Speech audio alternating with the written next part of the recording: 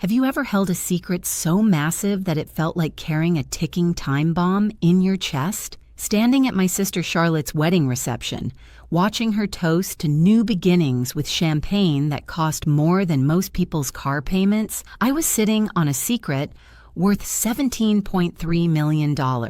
And every fake smile, every hollow laugh, every moment I kept my mouth shut would turn out to be the smartest decision of my entire life. Before I tell you what happened when our supposedly dead parents walked through that door 5 days later, I need you to know that your support means everything to me. If this story touches your heart or makes you think about your own family, please take a moment to like or leave a comment. Thank you. I'm Mavis Reeves, 29 years old, and until 3 weeks before my sister's wedding, I thought I was living a pretty ordinary life. I worked as a pediatric nurse in Boston, drove a sensible Honda Civic that had seen better days, and lived in a one-bedroom apartment where the radiator clanged like a ghost with anger management issues. My older sister, Charlotte, on the other hand, had always been the golden child, or at least that's what she told anyone who'd listen. Charlotte was 31, engaged to Preston Worthington III. Yes, that's really his name, and yes, he insisted on using the whole thing.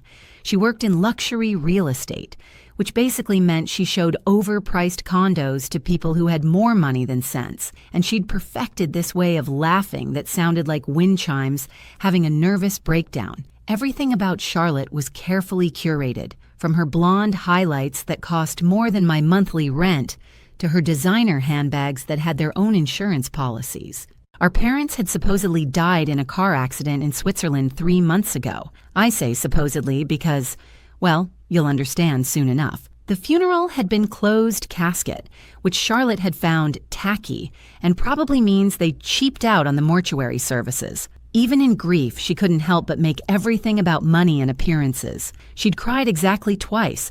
Once when she realized she'd have to buy a black dress for the funeral, and once when she found out the estate would take months to settle. The wedding was everything Charlotte had ever dreamed of and more. We're talking about a venue that looked like something out of a fairy tale, if fairy tales came with a 6-figure price tag.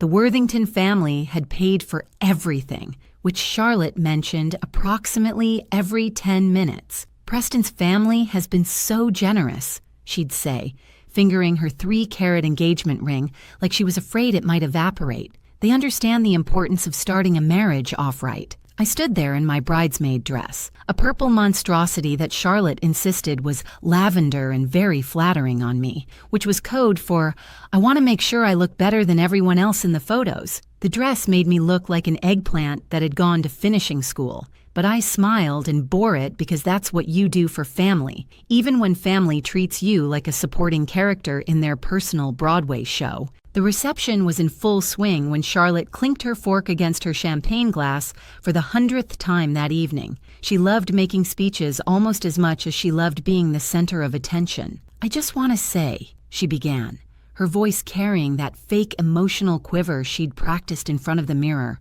How blessed I am to be joining such a distinguished family. After the tragedy with our parents, it's comforting to know that Preston and I will be building our future on a foundation of success and prosperity. I nearly choked on my rubber chicken dinner. Foundation of success and prosperity? Our parents had been middle-class teachers who drove a 15-year-old Subaru and considered a trip to Olive Garden a fancy night out. But Charlotte had already begun rewriting history, painting herself as some kind of orphaned heiress rather than the daughter of 2 people who'd saved aluminum foil and reused Ziploc bags. What Charlotte didn't know, what nobody knew, was that 3 weeks earlier, I'd received a call that changed everything. It had come on a Tuesday afternoon while I was at work, and I'd almost ignored it because the caller ID showed a number I didn't recognize. But something made me pick up. Maybe intuition, maybe fate, maybe just the fact that I was hiding in the supply closet trying to avoid my supervisor who wanted me to work another double shift. Miss Mavis Reeves? The voice on the other end was crisp and professional, like someone who charged by the syllable. Yes, this is Harrison Fitzgerald from Fitzgerald, Brennan and Associates. I'm calling regarding your parents' estate. My heart had done this weird skip-jump thing that probably had a medical term I should know as a nurse. I thought the estate was still being processed, My sister said it could take months. Miss Reeves, I need to meet with you privately. Are you available this afternoon? It's rather urgent and it concerns matters that are, let's say, exclusively pertinent to you. Exclusively pertinent to me. Those 3 words would end up being the understatement of the century. That afternoon, I'd sat in Harrison Fitzgerald's office, which looked exactly like you'd expect a lawyer's office to look if that lawyer specialized in secrets worth millions. Dark wood, everything. Leather-bound books that nobody had probably opened since the Clinton administration, and a desk that could double as a small aircraft carrier. Mr. Fitzgerald himself looked like a character from a British mystery novel, silver-haired, impeccably dressed, and with the kind of posture that suggested he'd never slouched a day in his life. Miss Reeves, he began, pulling out a folder thick enough to use as a doorstop. What I'm about to tell you may come as quite a shock. Your parents left very specific instructions regarding their estate, with particular emphasis on discretion. Discretion? I'd echoed, feeling like I was suddenly in one of those movies where the ordinary person discovers they're actually royalty, or a spy, or something equally ridiculous. Your parents' estate is worth significantly more than you might have been led to believe. He paused, and I swear he did it for dramatic effect. Lawyers must take a class in dramatic pauses. The total value is $17.3 million.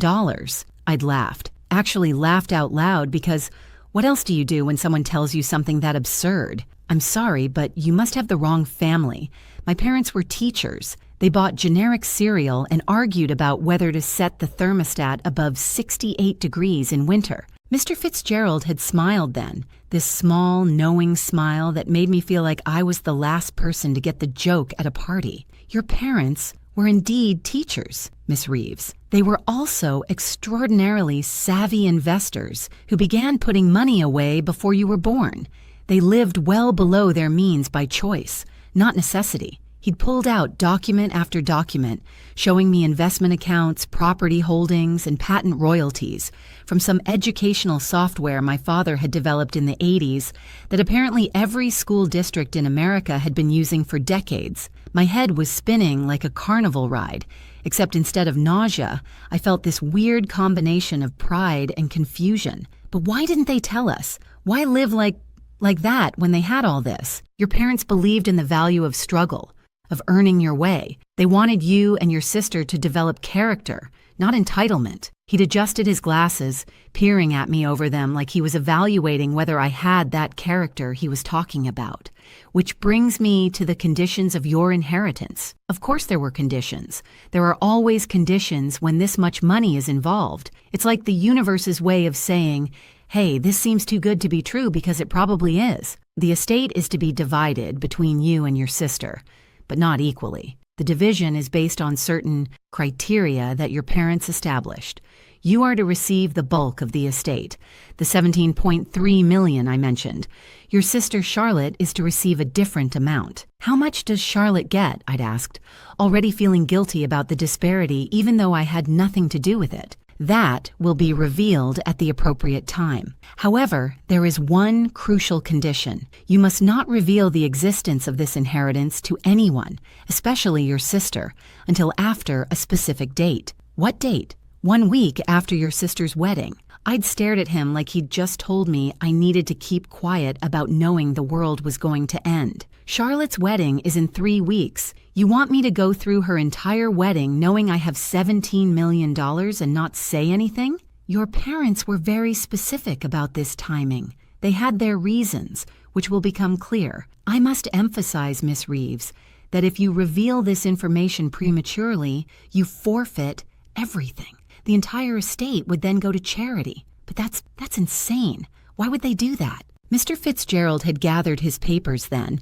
that same knowing smile playing at his lips. Your parents were very intelligent people, Miss Reeves. They understood human nature perhaps better than most. Trust their judgment.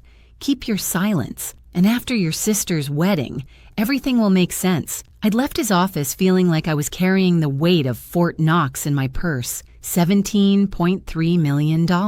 It didn't even sound real. I'd sat in my car for 20 minutes just staring at the steering wheel, trying to wrap my brain around it. My parents, who had darned socks and saved wrapping paper from Christmas to reuse the next year, had been secret millionaires. The next 3 weeks had been torture. Charlotte had called me daily with wedding updates, each call more extravagant than the last. "We're adding a chocolate fountain," she'd announced one day. "Preston's mother says it's très chic." Everything with Charlotte was très something lately, like she'd forgotten she was from Boston and not Paris. "That's great, Char," I'd said, while looking at my laptop screen showing my new bank balance notification from the estate lawyer, a preliminary transfer of just the checking account, which alone had more money than I'd make in 5 years of nursing. "You don't sound excited," Charlotte had accused. "This is my wedding, Mavis. The least you could do is pretend to care. If only she knew how much I cared. If only she knew that I was biting my tongue so hard it might fall off, just to protect this secret that could change both our lives." But something about Mr. Fitzgerald's warning kept echoing in my head. Our parents had reasons. They understood human nature. As the wedding approached, I started noticing things about Charlotte I'd either ignored or excused before, like how she'd gone through our parents' house the day after the funeral, marking items with sticky notes labeled Charlotte or donate, never Mavis, or how she'd casually mentioned that, as the older sister, she'd probably inherit more because that's just how these things work. She'd even pulled me aside 2 days before the wedding with this concerned expression that was about as genuine as a $3 bill. "Mavis, I've been thinking, when the estate settles, you might not get much. Mom and Dad didn't have a lot, and as the older daughter, I'll probably need to handle most of the financial decisions. But don't worry, I'll make sure you get something nice. Maybe Mom's jewelry box or Dad's watch." The jewelry box she was referring to contained costume jewelry from the 70s. The watch was a Timex that hadn't worked since the Bush administration, the first one. The morning of Charlotte's wedding dawned like something out of a movie. If that movie was about keeping your mouth shut while your sister marries into a family that makes the Kennedys look middle class. The Worthington estate sprawled across 40 acres of manicured Massachusetts countryside, complete with a hedge maze that probably required its own zip code and a fountain that shot water so high local airports had to route around it. I arrived early to help Charlotte get ready, which really meant standing there while a team of professionals did everything, and she barked orders like a general preparing for war. "The humidity is going to ruin everything," she wailed, despite the fact that her hair had been shellacked with enough product to survive a Category 5 hurricane. "Mavis, go check on the flowers. Make sure they use the Belgian roses, not the Dutch ones. I can tell the difference." She couldn't tell the difference. Charlotte couldn't tell the difference between a rose and a dandelion if her life depended on it, but Preston's mother could, and that's all that mattered to her now. While I was supposedly checking on flowers, I overheard Preston and his groomsmen in the garden. They were passing around a flask of something that probably cost more than my monthly salary, and Preston was holding court like a king among peasants. "Charlotte's been so worried about the estate settlement," Preston was saying, and my ears perked up like a German shepherd hearing a bag of treats opening. "She thinks her parents had some hidden assets, keeps talking about how teachers' pensions must be worth something." One of his groomsmen laughed, this harsh, ugly sound. "Dude, you're marrying a public school teacher's daughter. What hidden assets? A collection of apple-shaped paperweights? Hey, every little bit helps," Preston had replied. "Besides, once we're married, what's hers is mine.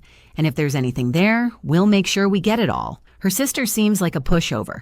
Charlotte says she'll probably just sign whatever we put in front of her." I'd stood there behind a ridiculous topiary shaped like a swan, holding Belgian roses that looked exactly like Dutch roses, feeling my blood pressure rise to levels that definitely weren't healthy. A pushover. I'd been working 12-hour shifts in a pediatric ward, dealing with sick kids and anxious parents, while Charlotte played dress-up in empty condos. But sure, I was the pushover. The ceremony itself was beautiful in that way that things are beautiful when you throw unlimited money at them. Charlotte floated down the aisle in a dress that cost more than some people's cars, her smile so bright you needed sunglasses. Preston waited at the altar looking like he'd won the lottery, which I guess in his mind he had. After all, he was marrying someone he thought he could control, who came with potentially inheritable assets and no backbone to speak of. During the vows, Charlotte actually had the audacity to include a line about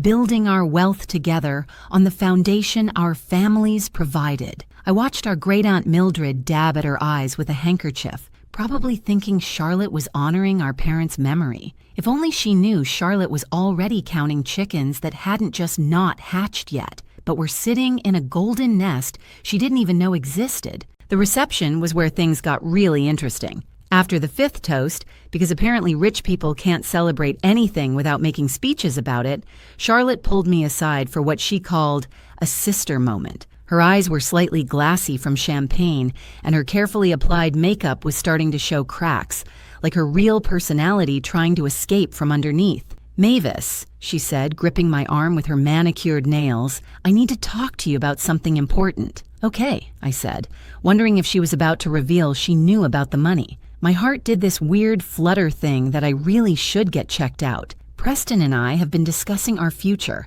and we want to make sure everything is properly allocated. "Properly allocated?" I repeated, because what else do you say when your sister starts talking like a corporate merger? "The estate, Mavis. Mom and Dad's estate. Preston's lawyer says that sometimes when there's no clear will, things can get messy. We want to avoid that." "But there is a will," I said carefully. "The lawyer said—" "Lawyers say a lot of things," Charlotte interrupted, waving her hand dismissively, nearly knocking over a centerpiece that probably cost more than my couch. "The point is, Preston and I think it would be best if we handle everything. You're so busy with your little nursing job, and dealing with financial matters can be so complicated. We'll make sure you're taken care of course. Preston's already set aside some money to help you get a nicer apartment, something more appropriate for when you visit us." My little nursing job? Something more appropriate? I wanted to laugh. I wanted to tell her that I had $17 million waiting for me, that her new husband's pocket change meant nothing, that our parents had seen right through her act. But I couldn't. I wouldn't. Because our parents had been smarter than all of us, and I was beginning to understand why. "That's very generous of you, Charlotte," I said, and the words tasted like battery acid in my mouth. "Well, that's what family does," she said, already looking past me to her next social conquest. "We take care of each other, even when there's disparity in our situations." The rest of the reception was a blur of forced smiles and small talk with Preston's family, who seemed to view me as some sort of charitable project Charlotte had taken on. Preston's mother actually patted my hand at one point and said, "Don't worry, dear. Not everyone can marry well. I'm sure you'll find someone suitable." Suitable. Like I was a clearance rack item hoping to get picked up by someone who didn't mind a bargain. I smiled and nodded and counted the hours until I could leave, until I could get through the next week, until the truth would finally come out. During Charlotte's bouquet toss, she made sure to aim it directly at me, probably thinking she was doing me a favor, giving the poor single sister a moment in the spotlight. I let it sail right past me and watched it land in the chocolate fountain, splattering Belgian chocolate all over Preston's mother's Chanel suit. Charlotte laughed it off, but I saw the flash of embarrassment in her eyes. Her perfect wedding, with one brown stain on its record. If only she knew how many more stains were coming. 5 days after the wedding, I was sitting in Charlotte's new house, a monstrosity of marble and glass that Preston's parents had given them as a wedding gift. Apparently, in the Worthington family, a starter home meant 6 bedrooms and a wine cellar that could double as a bomb shelter. Charlotte had invited me over for what she called a family planning session, which I knew meant she wanted to talk about our parents' estate again.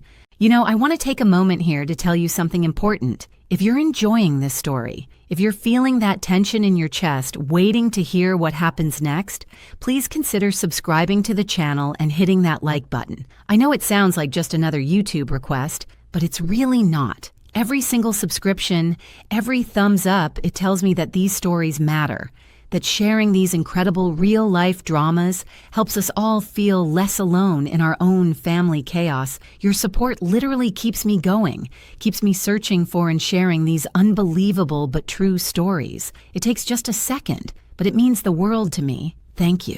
So there I was, sitting on Charlotte's white leather couch that looked like it had never been touched by human hands, holding a cup of tea in china so delicate I was afraid breathing on it might shatter it. Charlotte was going on about Preston's investment strategies and how they could maximize the potential of our parents' assets once they were released. "I've had Preston's lawyer draw up some papers," she was saying, pulling out a folder that looked suspiciously official. "Just a simple agreement that I'll handle the estate distribution.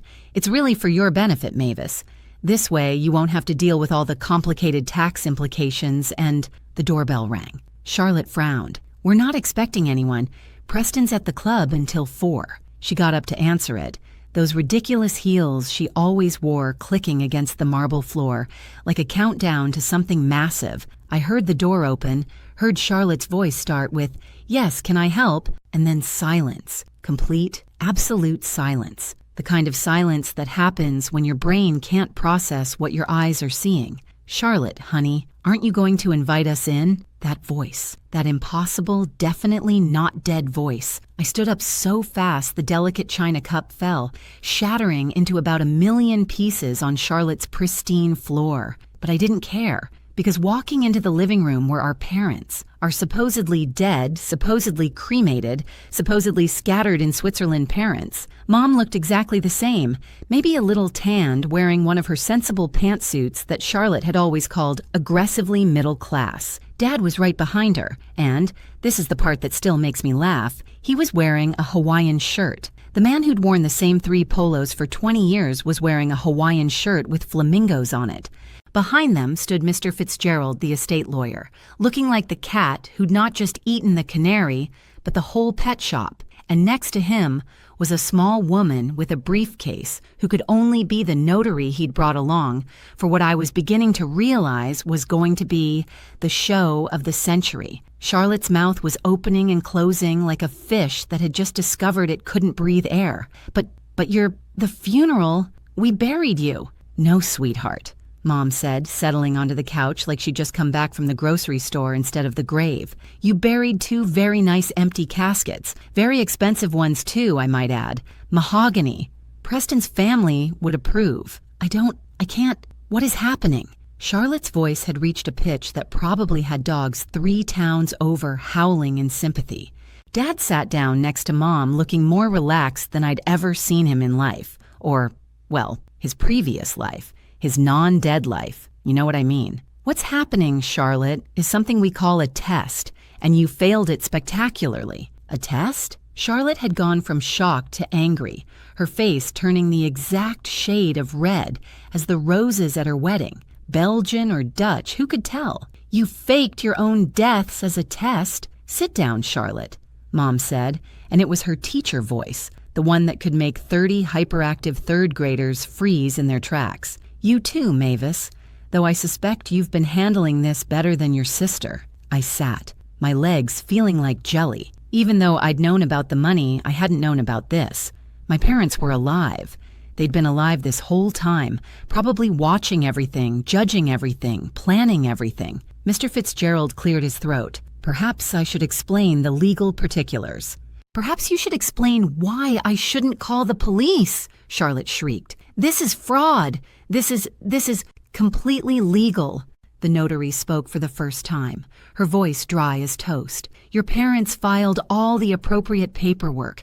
They've been listed as temporarily deceased for estate planning purposes, a completely legitimate financial strategy when properly executed." "Temporarily deceased?" I finally found my voice. "That's a thing?" "When you have $17.3 million, Dad said, looking directly at Charlotte, "a lot of things become possible." Charlotte went white, not pale, not blanched, but white like someone had deleted all the color from her face. 17 million? "Oh, yes," Mom said, stirring sugar into her tea with the calmness of someone discussing the weather. "We've been quite successful with our investments. Teaching was our passion, but finance was our hobby. A very, very lucrative hobby." The silence in Charlotte's perfect living room was so thick you could have served it at her wedding instead of that overpriced foie gras. Charlotte stood frozen, her hand still on the doorframe like she was considering making a run for it. But where do you run when your dead parents show up to explain they've been testing you from beyond the grave? Sit down, Charlotte, Dad repeated, and this time she moved, stumbling to a chair like her legs were controlled by a puppeteer who'd had too much coffee. Mr. Fitzgerald opened his briefcase with the kind of precision that suggested he'd been waiting for this moment for months, which, as it turned out, he had. 3 months ago, he began, your parents came to me with an unusual request. They wanted to determine how their daughters would handle their inheritance without the, shall we say, complications of their presence. Complications? Charlotte's voice was barely a whisper. You mean seeing how we'd act when we thought they were gone? I translated, the pieces falling into place like the world's most messed up jigsaw puzzle. Exactly, Mom said, and there was something in her eyes, disappointment mixed with vindication, like a teacher who'd caught a student cheating but had hoped to be proven wrong. We wanted to see who you really were when you thought no one was watching.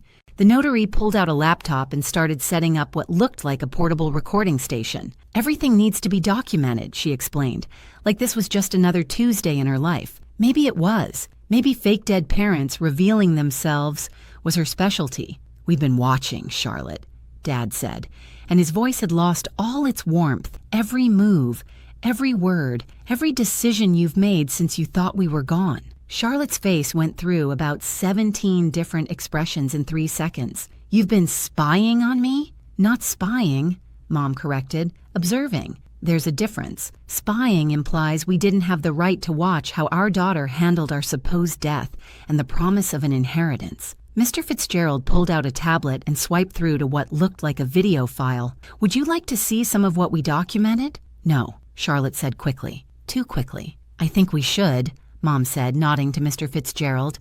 The video started playing, and there was Charlotte, in our parents' house the day after the funeral, talking on the phone to Preston. Her voice came through the speakers crystal clear. I'm going through their things now. It's mostly junk, but there might be some bonds or something hidden. Old people always hide money. I'll check the mattresses next. The Charlotte on the couch made a sound like a stepped-on cat. The video switched to another scene. Charlotte at a lawyer's office, not Mr. Fitzgerald's, saying, I need to know how to contest a will if my sister gets anything significant. She's not mentally stable, you know.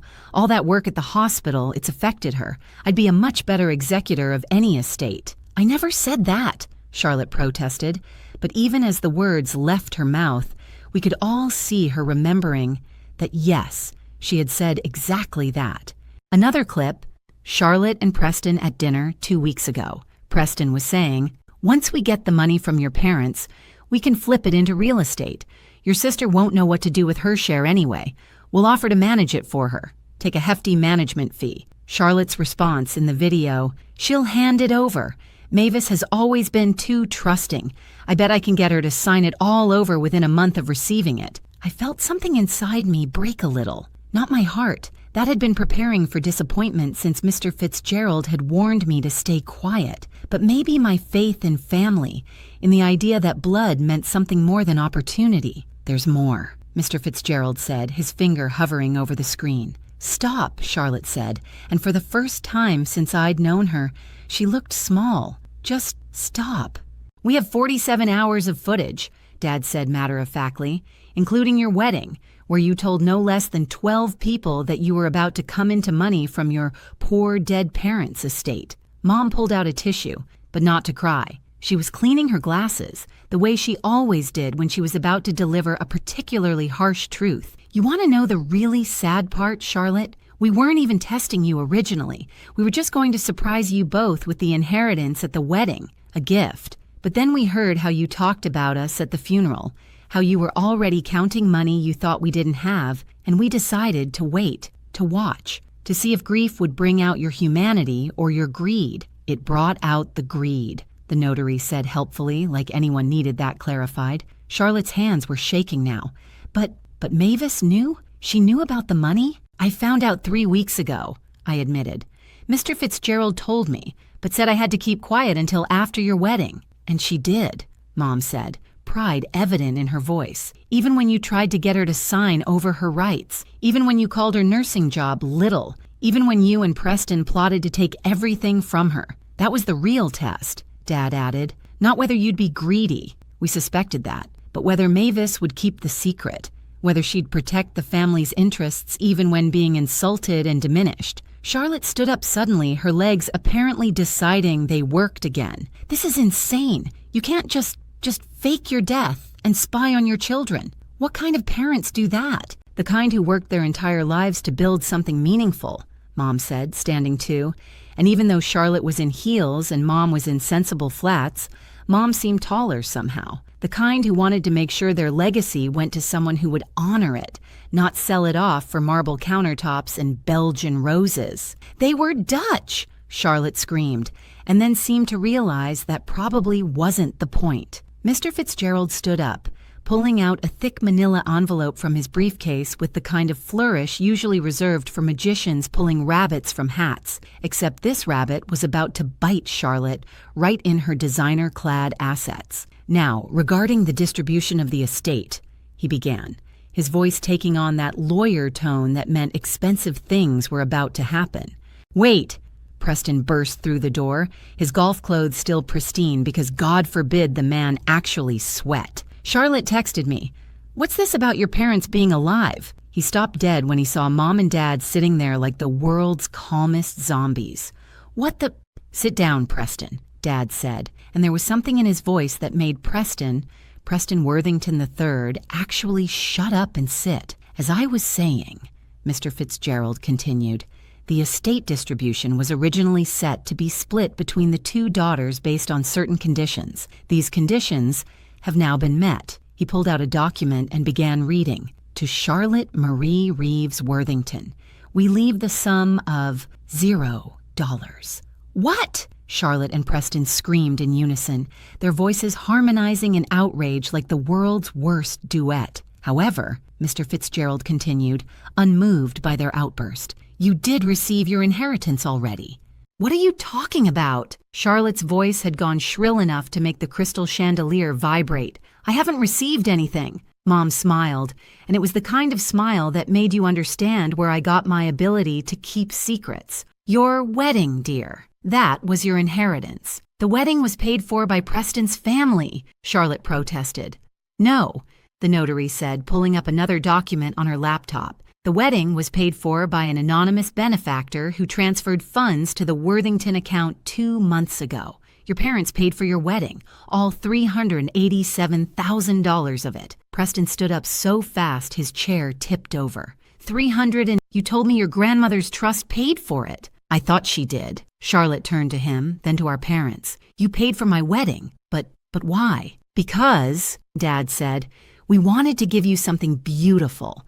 One perfect day. That was your inheritance, Charlotte. Every Belgian rose, every crystal glass, every bite of overpriced salmon. That was us saying goodbye to the daughter we thought we raised, and hello to the stranger you became. But that's not fair. Charlotte was crying now, real tears this time, not the practiced ones from her wedding speech. Mavis gets $17 million and I get a wedding where you told everyone you were about to inherit money, Mom reminded her, where you and your husband plotted to steal from your sister, where you showed everyone exactly who you really are. Preston was doing rapid calculations on his phone, his face getting redder with each number he typed. 387,000.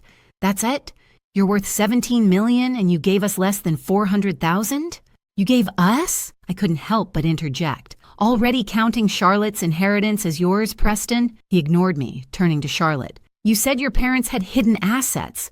You said we'd be set. I thought they did. I thought. Charlotte stopped, realizing what she was admitting. You thought wrong, Mom said simply. And now everyone knows it. Mr. Fitzgerald pulled out another document. There's one more thing. Charlotte, at your wedding, you signed several documents you thought were prenuptial amendments. Charlotte went pale again. She'd been doing a lot of that lately. The papers Preston's lawyer had me sign? Actually, those papers were from us, Dad said. You signed away any right to contest this will, any right to future claims on the estate, and agreed that the wedding payment would serve as your complete inheritance. You tricked me into signing? No more than you tried to trick Mavis into signing over her rights, Mom countered.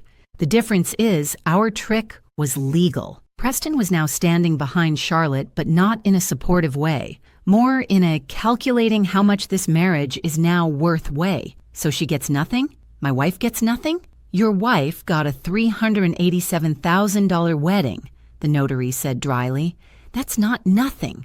That's more than most people see in a lifetime. But it's already spent, Preston shouted. Yes, Mom said. That does seem to be Charlotte's specialty.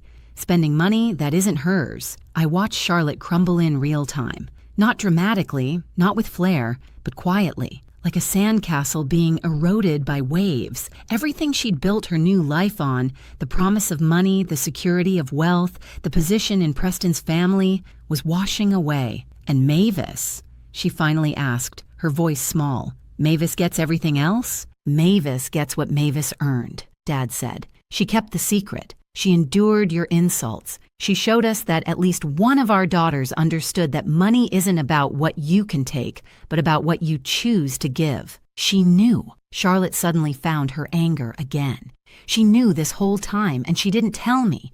That's entrapment or something. It's called keeping a promise, I said quietly. Something you might want to learn about. Preston was already heading for the door. I need to call my lawyer. Preston, Charlotte called after him, but he didn't turn around. I'd go after him if I were you, Mom suggested. From what we observed, his family values money above all else. Without it, you might find yourself less welcome in the Worthington family than you expected. 6 weeks later, I was sitting in my new office. Not new as in I'd bought some fancy space with my millions, but new as in the hospital had finally given me the promotion I'd been working toward for 3 years. Funny how money doesn't change everything when you don't let it. I'd taken exactly one thing from my inheritance so far. I'd paid off my student loans. The rest was sitting in various accounts Mr. Fitzgerald had helped me set up, growing quietly while I figured out what to do with it. Turns out, when you go from broke to millionaire overnight, the smartest thing to do is absolutely nothing for a while.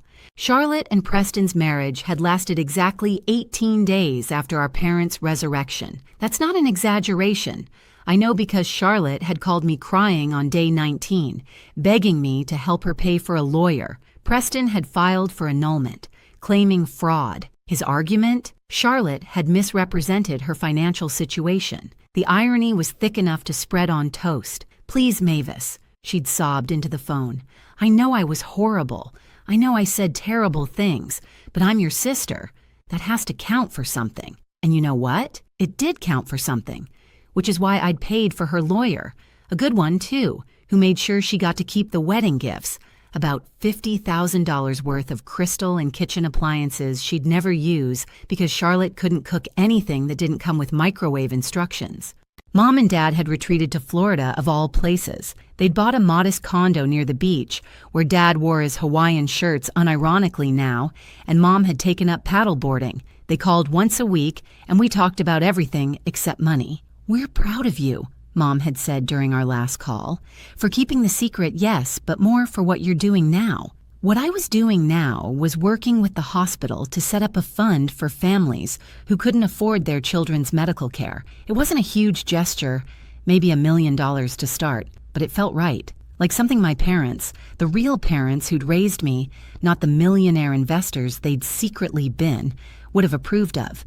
Charlotte had moved back to Boston proper into a studio apartment that was roughly the size of her former walk-in closet. She'd gotten a job at a different real estate firm, one that dealt with regular homes for regular people. The last time I'd seen her, she'd been showing a young couple a 2-bedroom ranch that needed work but had good bones. It's not much, she'd told them, and then caught herself. I mean, it's not a mansion, but it's a start. Everyone needs to start somewhere. Growth. It was microscopic, but it was there. Preston had already remarried, some pharmaceutical heiress whose father owned half of Connecticut. Charlotte had found out through Instagram, where Preston's new wife was tagged in photos from their engagement party at the same country club where Charlotte had once swanned around like she owned the place. Does it hurt? I'd asked Charlotte when she showed me the pictures. Like a root canal without anesthesia, she'd admitted. But you know what? She's wearing my grandmother's ring, the one Preston said was a family heirloom. Turns out it was just from Tiffany's. Current season. We'd laughed about that. Really laughed for the first time since the whole mess started. It wasn't forgiveness, exactly.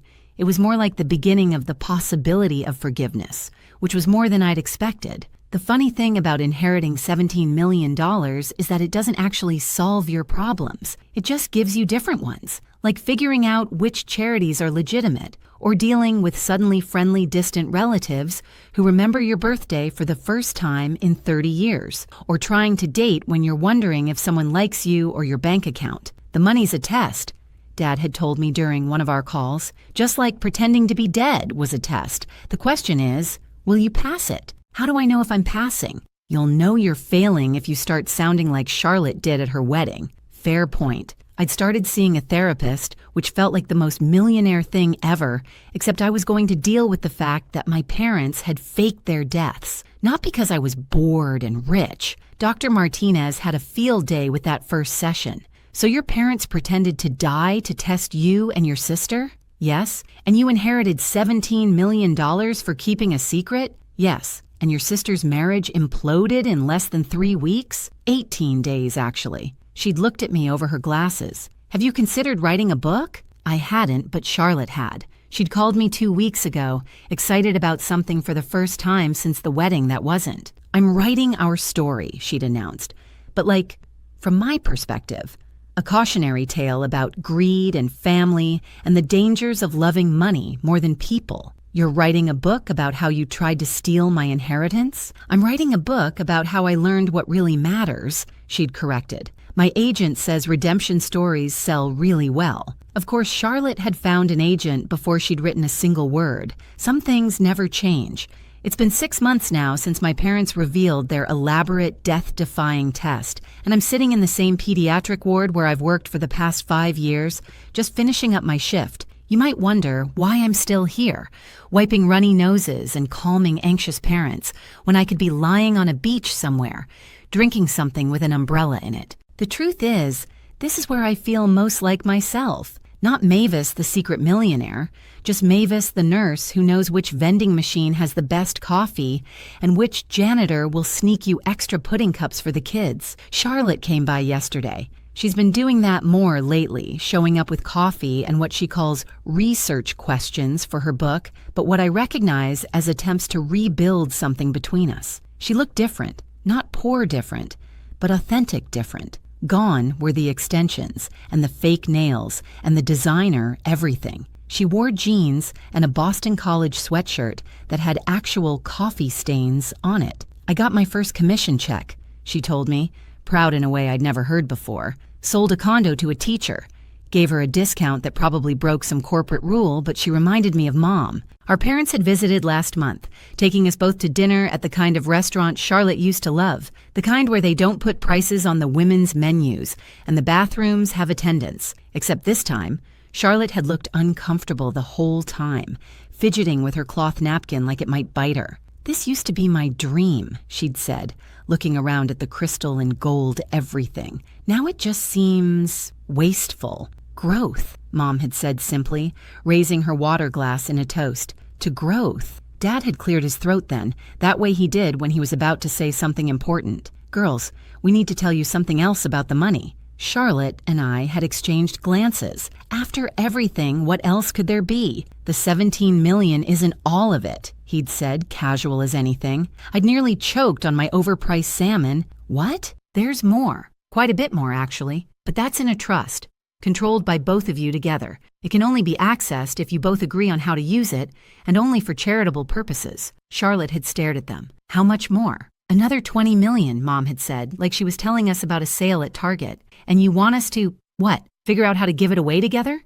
Charlotte had asked. We want you to remember that you're sisters, Dad had said. The money was never the real inheritance. The real inheritance was supposed to be each other. We almost broke that with our test, and we're trying to fix it. Charlotte and I had looked at each other across that ridiculous table with its gold-leafed edges and its pretentious everything, and for the first time in months, we'd really seen each other. Not the woman who'd tried to steal from me, not the sister who'd kept secrets, but just us. Flawed, complicated, working on it us. We meet every Tuesday now, Charlotte and I, at a coffee shop halfway between her real estate office and my hospital. We go through charity applications, research causes, argue about where the money would do the most good.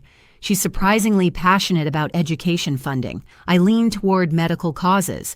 We're finding middle ground. You know what the funny thing is? Charlotte said during our last meeting, stirring sugar into her very normal, very non-fancy coffee. I'm happier now than I was at my wedding. Isn't that pathetic? No, I'd told her. It's growth. Preston's new wife had reached out to Charlotte last week, wanting to know if the prenup Preston had insisted on was normal. Charlotte had told her to get a lawyer, a good one. Then she'd called me, laughing and crying at the same time. I gave her your lawyer's number, she'd said. The one you paid for. Karma really is a circle, isn't it? It is. It really is. The truth about inheriting $17 million is that it doesn't make you a different person. It just amplifies who you already are. Charlotte, faced with the promise of money she hadn't earned, became the worst version of herself. I'd like to think I stayed true to who I was. But honestly, who knows what would have happened if the situation had been reversed? My parents knew, though. Somehow, they knew.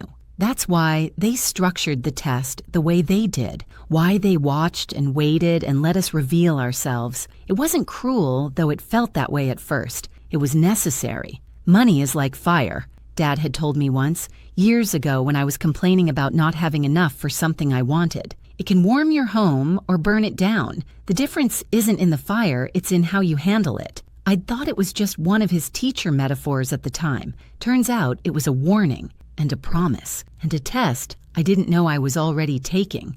Last week, a patient's mother recognized me from a news article about our family that Charlotte had reluctantly agreed to, part of her book publicity. The woman had looked at me with this expression I couldn't quite read. 17 million, she'd said.